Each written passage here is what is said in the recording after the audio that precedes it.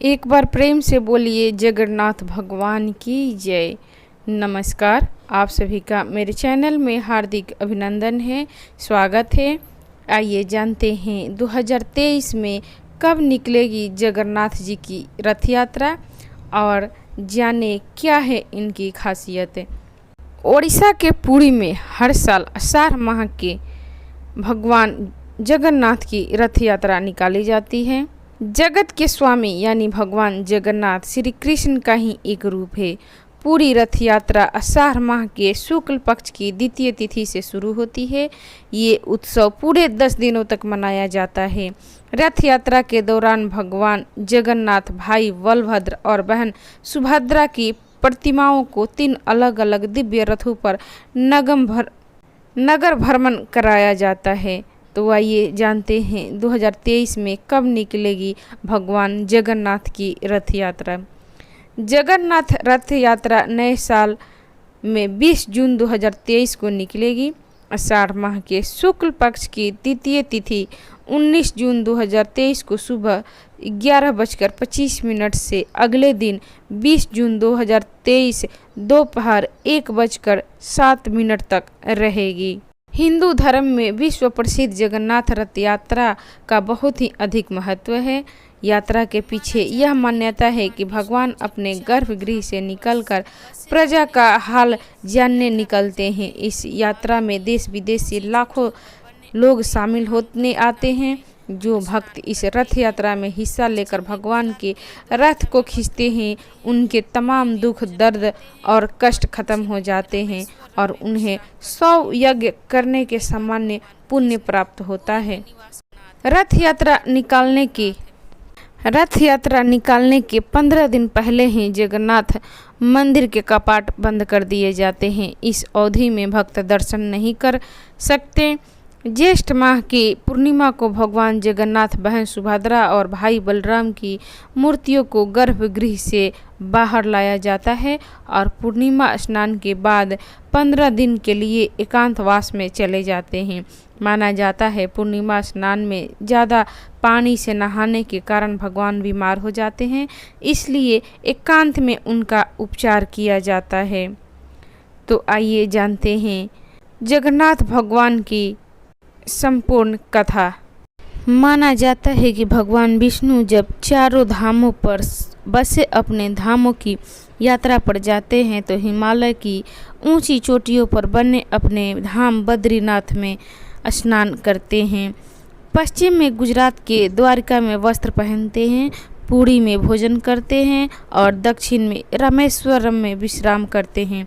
द्वापर के बाद भगवान कृष्ण पुरी में निवास करने लगे और बन गए जग के नाथ अर्थात जगन्नाथ।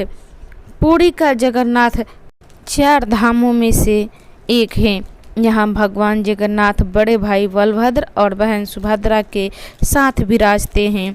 हिंदुओं की प्राचीन और पवित्र 7 नगरियों में पुरी उड़ीसा राज्य के समुद्री तट पर बसा है। जगन्नाथ मंदिर विष्णु के 8वें अवतार श्री कृष्ण को समर्पित है। भारत के पूर्व में बंगाल की खाड़ी पूर्वी छोर पर बसी पवित्र नगरी पुरी उड़ीसा की राजधानी भुवनेश्वर से थोड़ी दूर पर है। आज का उड़ीसा प्राचीन काल में उत्कल प्रदेश के नाम से जाना जाता है। यहाँ देश की समृद्ध बंदरगाहें थी, जहाँ जावा, सुमात्रा, इंडोनेशिया, थाईलैंड और अन्य कई देशों का इन्हीं बंदरगाह के रास्ते व्यापार होता था। पुराणों में इसे धरती का वैकुंठ कहा गया है। यह भगवान विष्णु के 4 धामों में से एक है। इसे श्री क्षेत्र, श्री पुरुषोत्तम क्षेत्र, शाक क्षेत्र, नीलांचल, नीलगिरी और श्री जगन्नाथपुरी भी कहते हैं। यहाँ लक्ष्मीपति विष्णु ने तरह तरह की लीलाएं की थी। ब्रह्मा और स्कंद पुराण के अनुसार यहाँ भगवान विष्णु पुरुषोत्तम नीलमाधव के रूप में अवतरित हुए और सबर जनजाति के परम पूज्य देवता बन गए। सबर जनजाति के देवता होने के कारण यहाँ भगवान वर्णन मिलता है। स्कंद पुराण के अनुसार पूर्वी एक दक्षिणवर्ती संघ की तरह है और यह 5 कोस यानी 16 किलोमीटर क्षेत्र में फैला है। माना जाता है कि इसका लगभग 2 कोस क्षेत्र बंगाल की खाड़ी में डूब चुका है। इसका उदर है समुद्र की सुनहरी रेत, जिसे महोदधि का पवित्र जल धोता रहता है। सिर वाला क्षेत्र पश्चिम दिशा में है, जिसकी रक्षा महादेव करते हैं। शंख के दूसरे घेरे में शिव का दूसरा रूप ब्रह्मा कपाल मोचन विराजमान है। माना जाता है कि भगवान ब्रह्मा का एक सिर महादेव की हथेली से चिपका गया है और वह यहीं आकर गिरा था। तब से यहाँ पर महादेव की ब्रह्मा रूप में पूजा करते हैं। शंख के तीसरे वृत्त में माँ विमला और नाभि स्थल में भगवान जगन्नाथ रथ सिंहासन पर विराजमान है। मंदिर का इतिहास। इस मंदिर का सबसे पहला प्रमाण महाभारत के वन पर्व में मिलता है। कहा जाता है कि सबसे पहले सबर आदिवासी विश्ववसु से नील माधव के रूप में इनकी पूजा की थी। आज भी पुरी के मंदिरों में कई सेवक हैं जिन्हें दैतापति के नाम से जाना जाता है।